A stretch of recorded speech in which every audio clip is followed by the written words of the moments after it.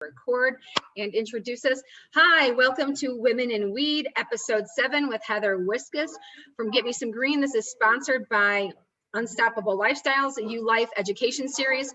And I'm super excited to bring you Catherine today, who's of French Broad Cannabis. And we are going to be talking about her journey in the CBD world and how she got started. Because as you know, we are celebrating our Women in Weed series by letting people know that this industry is not only founded on a female plant, but it is also being completely controlled.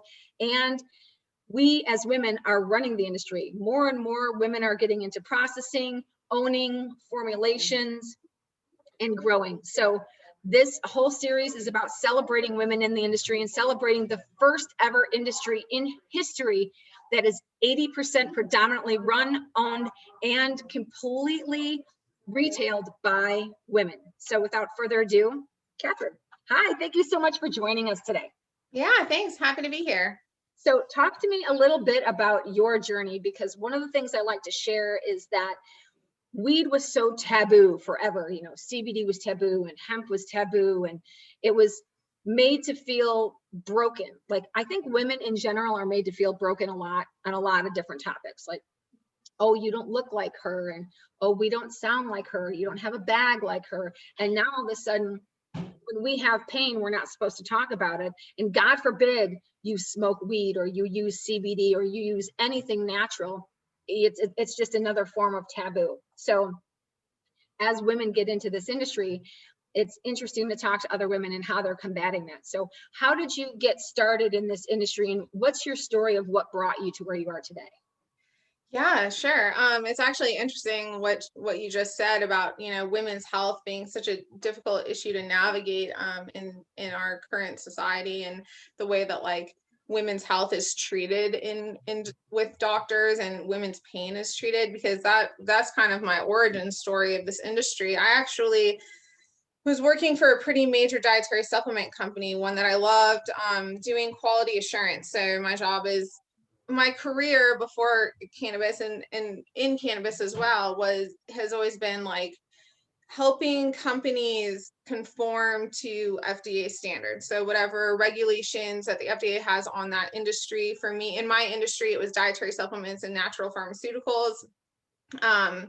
It was my job to kind of work as some sort of liaison to implement those regulations within the company. And so to translate what the FDA wants into practice, and to make sure that those records are auditable and reflective of both our compliance with the regulations, and also reflective of our quality practices in the facility, and that those meet the regs. So I got really sick.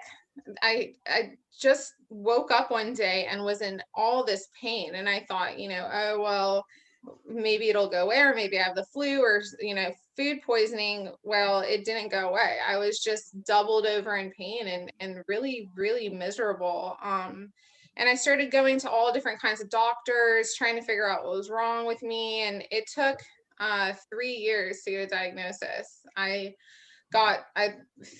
was about 30 pounds thinner than I am now. Just struggled to when I went to the grocery store, I had to decide, do I want to go and get dairy today, or do I want to go and get vegetables today? Because I couldn't get across the whole store. I was so miserable and in so much pain. There was my ability to get around was very small.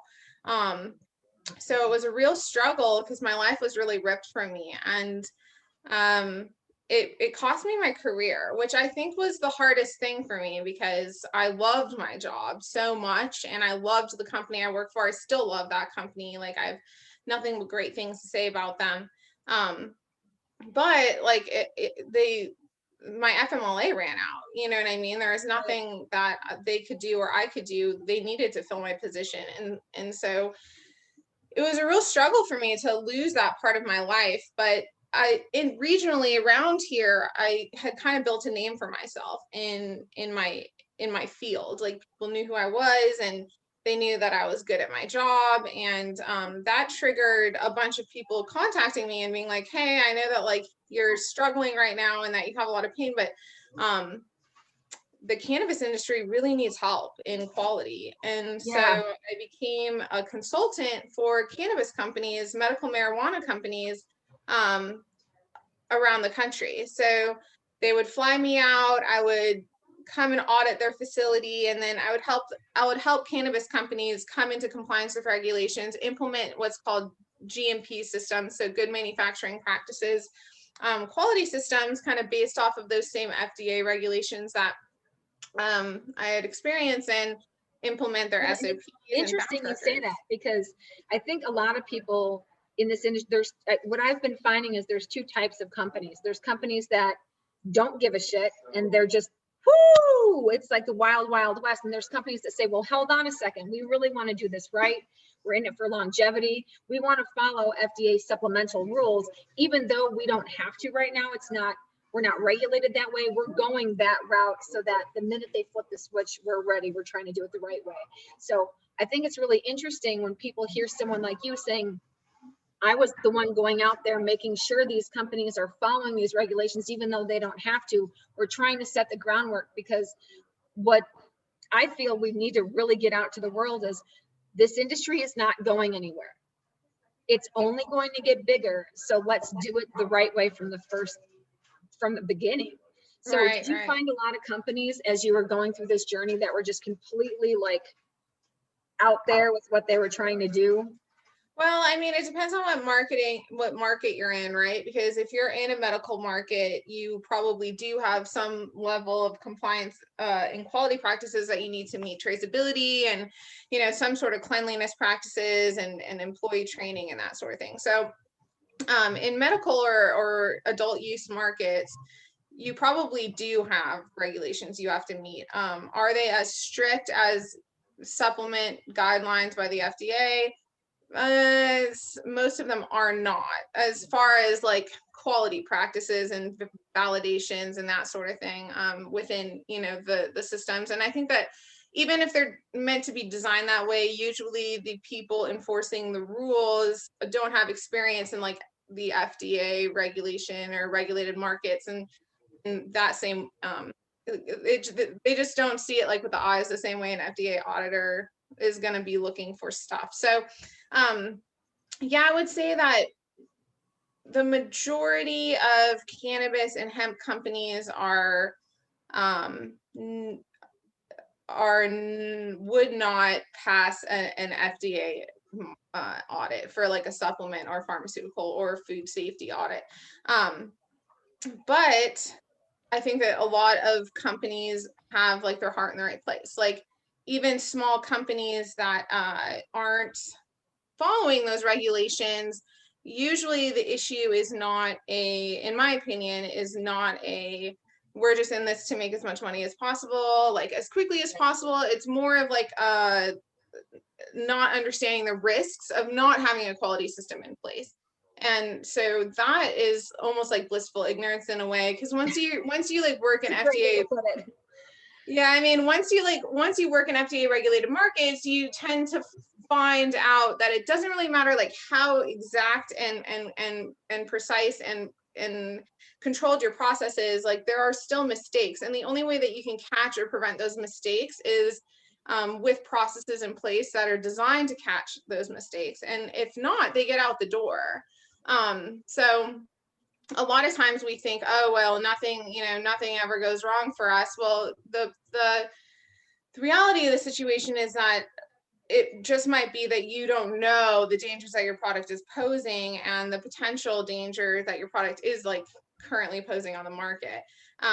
Because, you know, even like something like a micro contamination won't affect most people. So the chances that like you have a product with some sort of contamination in it and it actually coming back as a recall are pretty slim. You have to get somebody who responds to that product in a bad way, like their immune system is weakened or something like that. But yeah, I mean, I think I don't know, I wouldn't be able to give you like a percentage or something like that, but I would say that the people who are the companies out there that are taking those next steps to really be GMP compliant and have really strong, robust quality program in place that would be FDA auditable and passable is very, very small. Like I would I've I would, noticed. yeah, Yeah, I know it's one of the reasons, as a retailer, Give Me Some Green, we don't make any of our own products. We only retail other products. But as I go through the journey myself of the buying process, because I tried to field that off to a purchasing agent and ended up taking it back like a mom because I was so picky on what I brought in to make sure it met certain quality standards, because we send everything we get out for secondary testing. I mean, thank you for sending COAs, but we always send it out again anyway, just to make sure. And then we do random testing. And it's kind of just in the 3 years that we've had a physical location, I've had one company that tested great the first time, and then they moved to a new facility and started processing with new equipment. So just for giggles, I'm like, well, let's send a batch out for testing. It was completely different than what their COA says. So I'm by almost 80%. I mean, I'm not talking a fraction, I'm talking completely different spectrum difference. So it's really interesting that you point that out, because I go to other stores and I see like 500 brands, and I know damn well 500 brands are not passing the tests that would be required to be considered a supplement or a health food, if you will. So yeah, and honestly, I kind of feel like it's a disservice of, you know, the government to have allowed the industry to get to here, because yeah, to me, I see it as an issue for all of these people getting into the industry as well. Like, sure, it's a problem for consumer safety, and you know, I do talks on that at cannabis conventions and stuff about the importance of safety and quality in cannabis.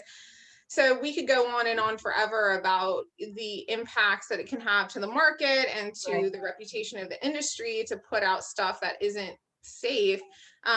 But I think also it's been a disservice to the small business owner, right? Because we have a lot of people who are seeing this product start to take off and do well, and they're like, hey, I'm going to start doing this myself. I'm going to make this in my kitchen, or I'm going to make this in my garage. And to be honest with you, that's how a lot of these companies are operating. Oh, yeah. And maybe that scale of compliance is okay at like a farmer's market or like closed community scale. But, you know, once you've got a couple hundred bottles going out a week, all of a sudden this becomes more of an issue of like public safety.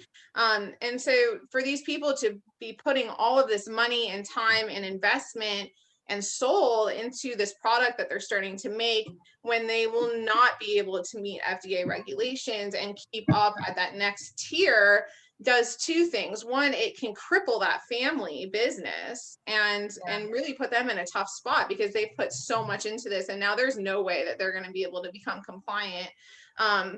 It's just not in the books for them, you know. And It's two, so it does a disservice to the industry of folks like us that spend, you know, $50,000 hours. building out our facility, and spend you know, a ton of money every year on just being compliant with those regulations, and that our product on the shelf next to their product, other than like actually taking it, you would never know. And so those companies might be able to undercut us on price, or they might just be able to, they might have a really strong marketing team, so they're able to get out on the product, the market really fast. And so it's a bit of a disservice to us, you know, as a company who's taking into account all of these quality practices that are not required, but that I find that like I want to be comfortable operating a business without them. And so, you know, we're sending out testing on our batches that cost $420 per Oh, yeah. test. Oh, yeah. And so that's a Hey, cost you're that gonna have to let me know where you're sending your tests, because I'm paying $580 a test. So we'll have to share that information offline. yeah. I mean, it's very expensive. And so if we're, you know, we're paying that every time, and we're competing with people who are not paying that. And, you know, we started out small, so we were making like 50 bottles at a time of these products. And so we were paying, you know, whatever that is, $8 a bottle in testing. Our margins were so small. We were making like such small amounts of money per bottle, but it was just not, I knew that once like our batches were bigger, that our margins would get better, but it was like not a compromise I was willing to make. I was like, this is how we're going to do business. So if it means we're making $1 on every chocolate bar that goes out the door for the first 6 months, like that sucks. I don't care if we lose $1 on these. Like, we're in it for the long term, and I'm not going to push this out without testing. I love that. I mean, I love to hear that. And that's one of the reasons why I'm doing this podcast, is because I want people to understand that there's a lot of brands, but that doesn't mean all the brands out there are the right formulations or even following the right rules. So you talked about how you were doing compliance for supplements, and then you started working with the cannabis industry. How did you jump from working with various cannabis companies, helping them get compliant, to starting your own company? When did you make that leap? Yeah. So I just had a contract end, and it was like the beginning of January. Like it was like January 1st, and that's just not a good time to look for contracts. Like nobody picks up consulting tracks like December, January, February.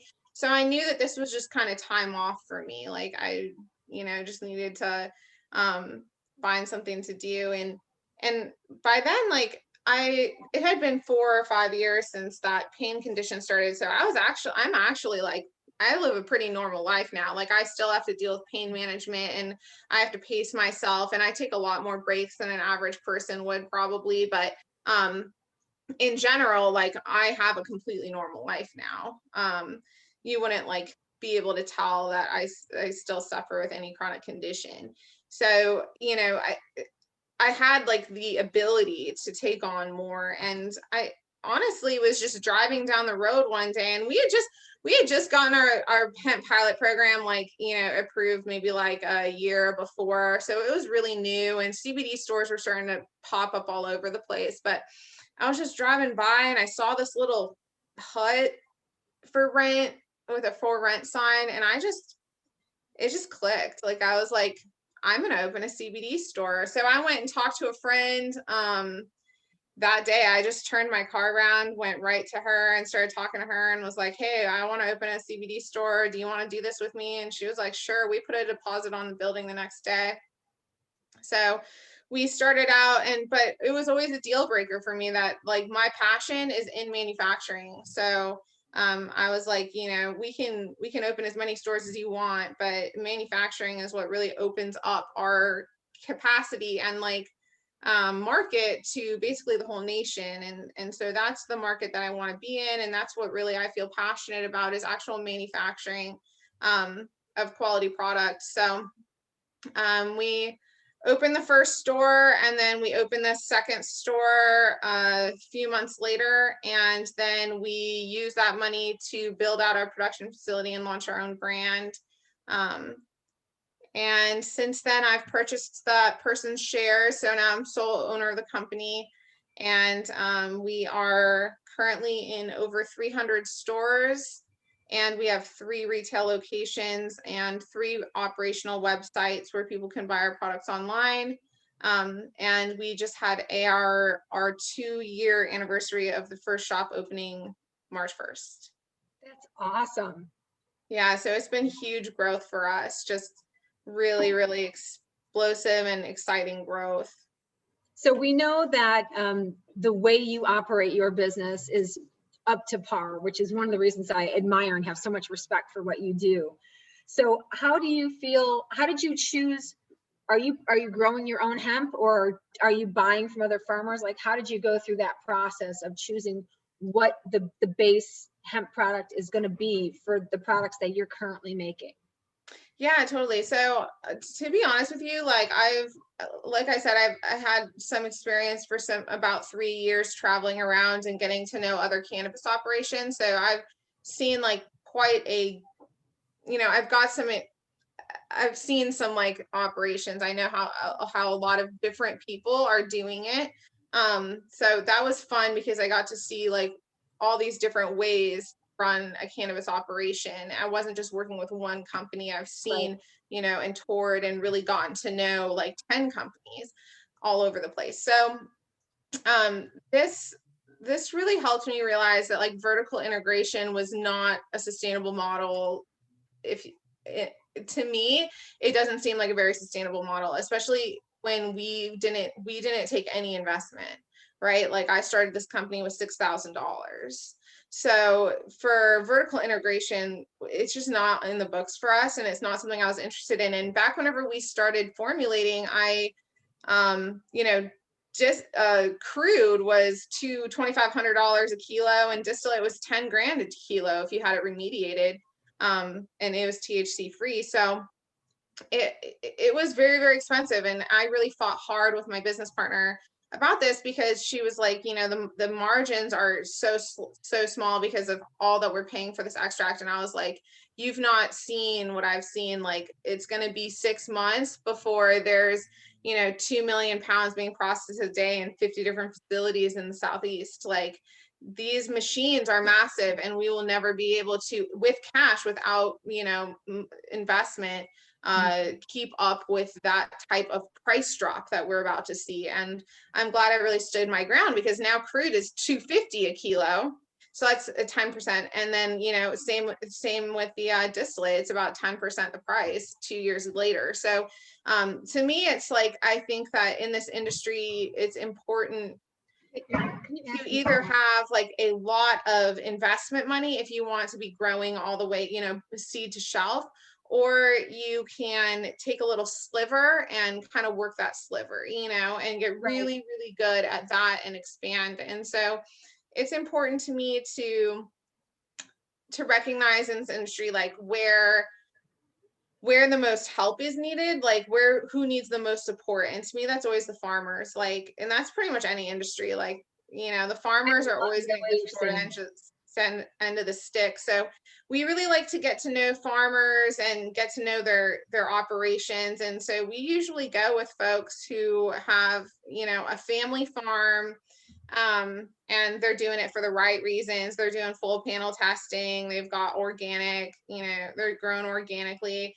And we work directly with them. So we don't, you know, go to some sort of broker or something. Like, we write contracts and fulfill contracts to buy crude and distillate and stuff from farmers directly. And then we basically audit the extraction facilities in their area, and we contract them to send their flower or their biomass to production facilities and extraction facilities that we've pre-approved, because they meet our quality standards.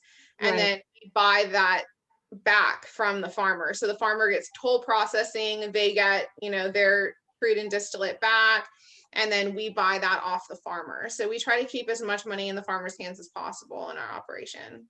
That's incredible. And, you know, I love the way that you worded that, because I've often said, and I've seen, and I'm sure you've seen it too, it starts out with the farmer, and then the farmer can't sell it because they're not getting support from companies like yours. So then all of a sudden they start to process it themselves, and then they find themselves making the product. So now you've got who was supposed to be just a farmer, now he's extracting, processing, and then he's got an end product.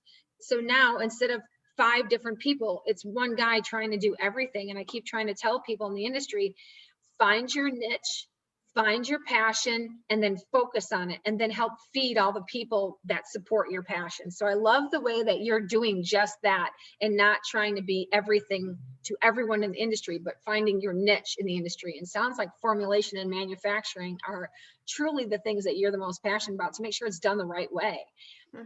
And that's, I mean, I've seen that a lot right now. I've got farmers that come in and they extract themselves, and I asked them what they're extracting. I had one guy tell me, I'm not going to say the company, but he's extracting in his barn.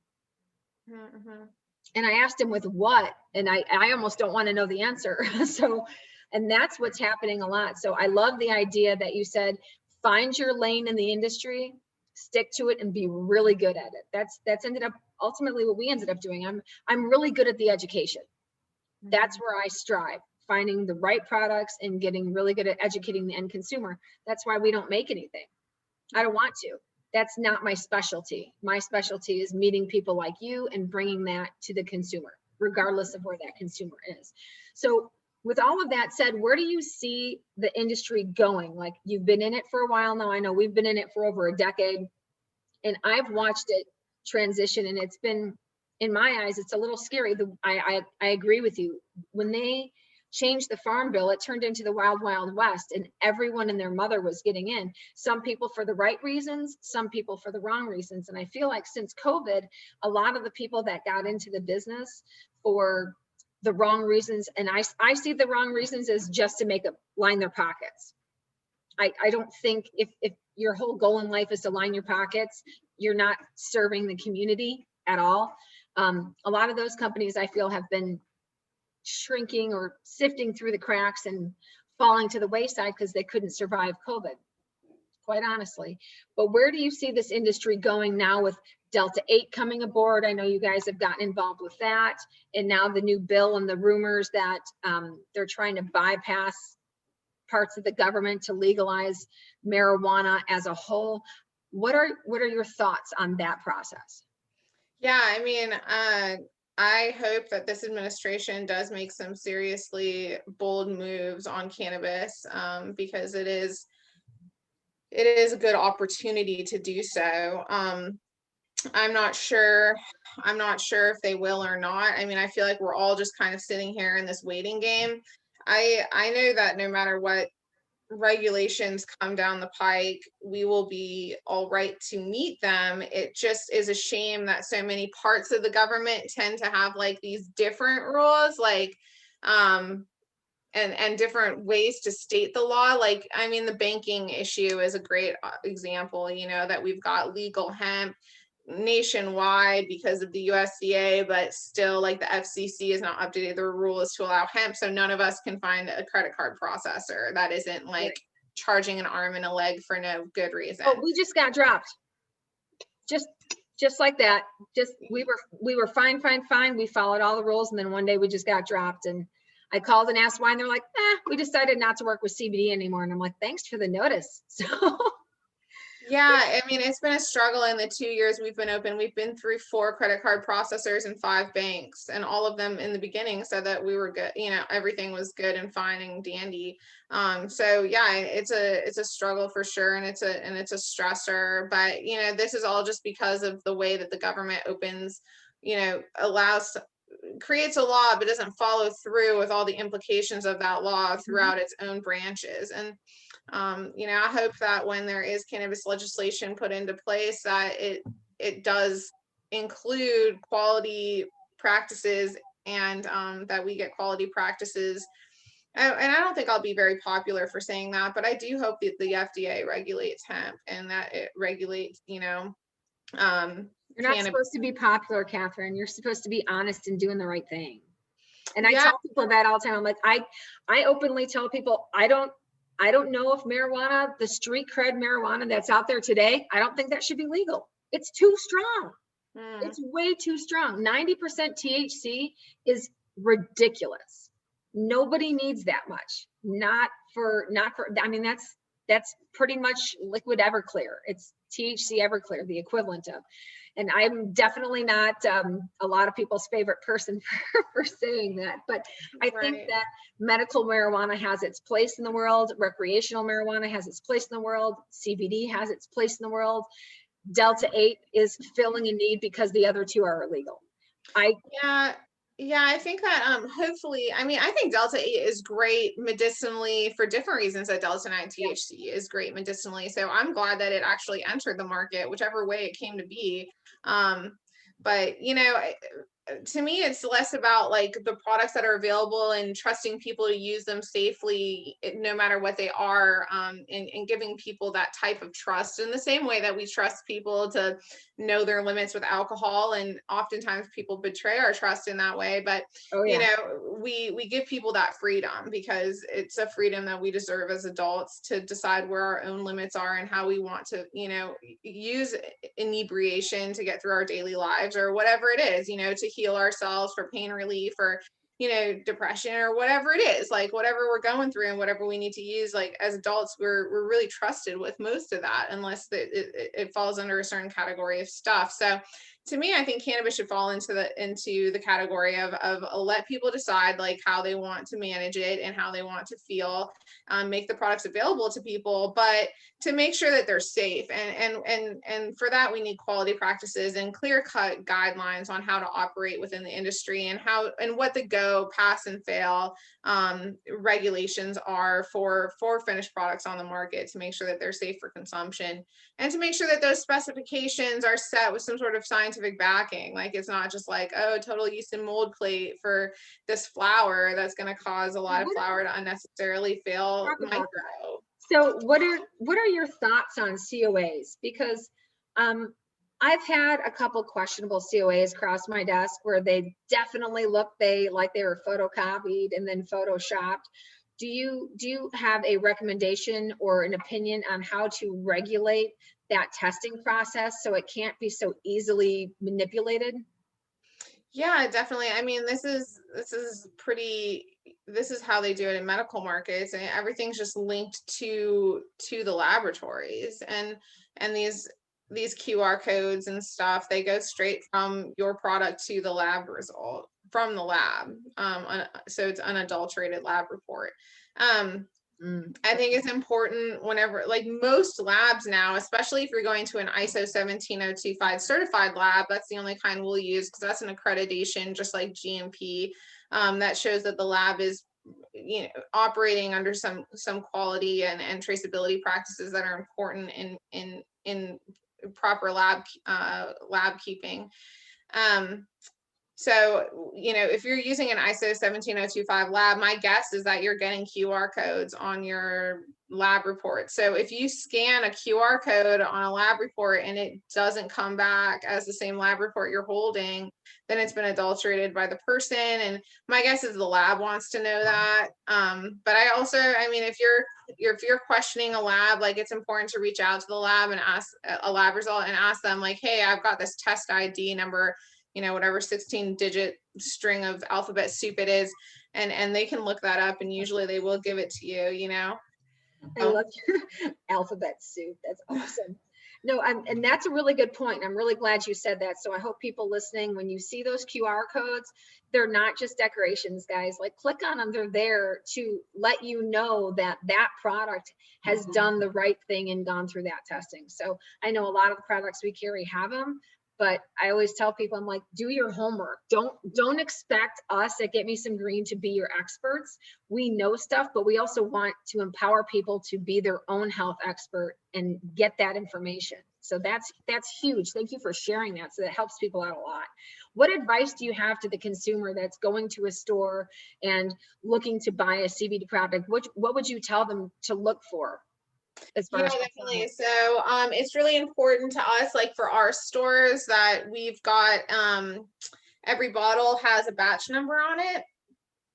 Batch traceability is the only way in which, if there is a recall, the company would know what products to recall and not just have to recall all the products they ever made. So walking into, like, here's a pack of our gummies just sitting here. So like we've got this like batch number on the bottom.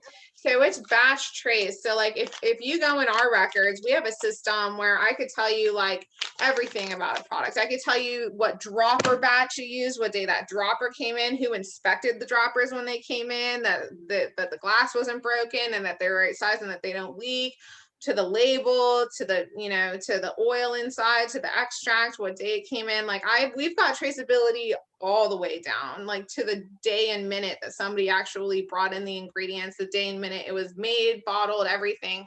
So if you see a batch number on a product, like that's indicative that they have a quality system in place. And then when you look at batch, my next thing would be to look at batch lab reports, because a good company will have their lab reports available for the consumer to look at. And when you look at a lab report, to look for something that's not just potency, you want to see potency, micro, solvents, and metals, and pesticides, because all of those are very important for your health, and they are not required in hemp. So something with high pesticides or high metals or high micro could be reaching the market.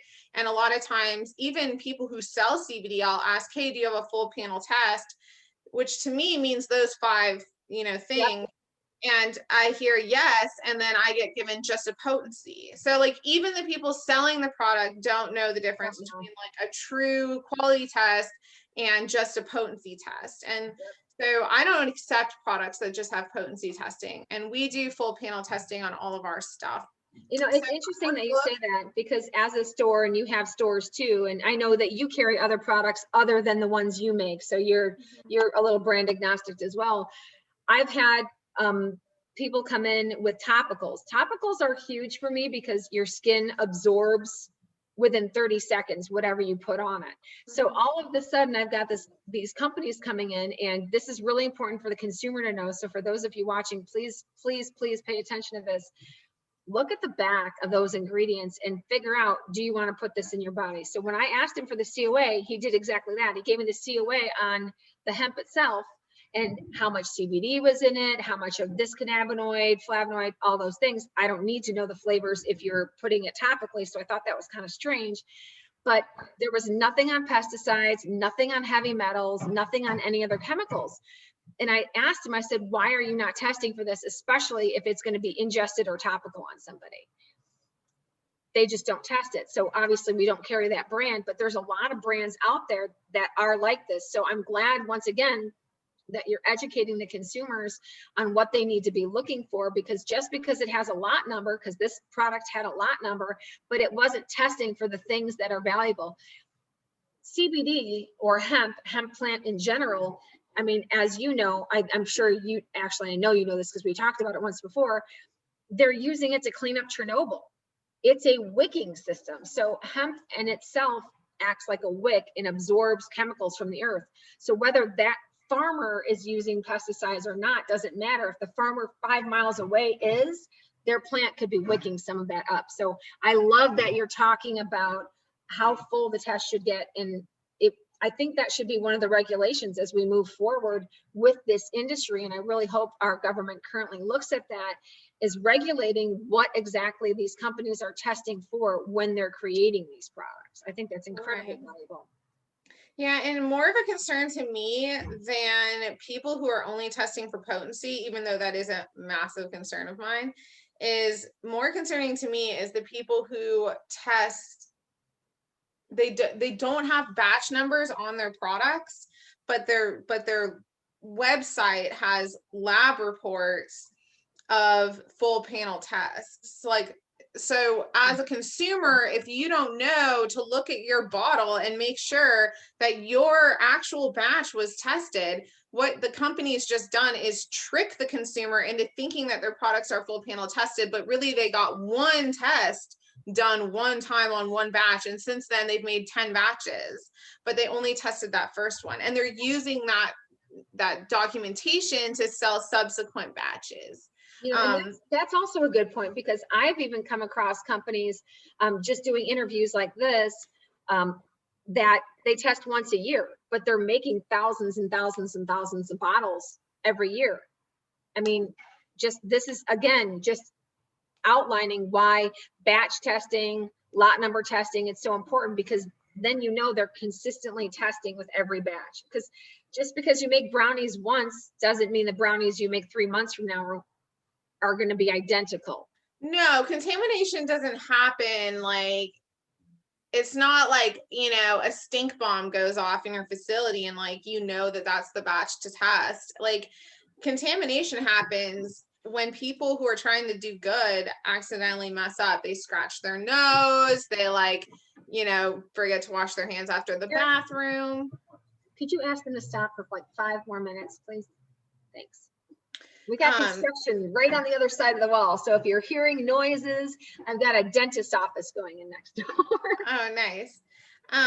Yeah, but I would say like, actually I might have lost my train of thought there. We're talking about batch numbers and testing and knowing how often they're testing. Because again, this is still the wild, wild west. You have to produce a COA for your product, but you don't necessarily have to produce it for, they're not doing it for every batch. So oh yeah, that's what I was saying. That contamination doesn't just happen, you know, when it doesn't happen when you know it. It happens like when good people trying to do good work accidentally contaminate the batch by something small. Usually it usually comes down to something small, or like air quality or something that you could never like know of, you know. So testing every batch is so important, especially for edibles and micro. Like, micro contamination is not something that it happens because of people. Right. No, that's a good point. And especially like living in the South, pollen here, even the pollen in the air can contaminate a batch if that pollen is in the air in the facility where you're processing. So it's, again, that's another wonderful tip. So I know as a woman, how did your family handle you transitioning from supplements to the cannabis world? How did your colleagues and your friends adjust to that? Because I know for women that's been a really big pain point, where people are like, oh no, you're in weed. I mean, I know my teenage daughter's like, oh my God, mom, you're actually going to open up a store? Now I've got a mom that owns a weed store. Great. Now I'm the druggy kid. I mean, obviously 3-4 years later, she's just like, okay, it's not so bad. But did you suffer from some of that when you decided to make the shift as well? No, I mean, I didn't at all, but I grew up in Seattle. So my whole family's West Coast. So when it comes to like, you know, or at least my immediate family, like when it comes to, by the time I was like, I'm getting into cannabis, they're like, okay, like it's as normal as any other business there now. So it's it definitely wasn't something that was confusing to like my peers and my group of friends and my support network or my family. It all what seemed like a pretty sound business idea.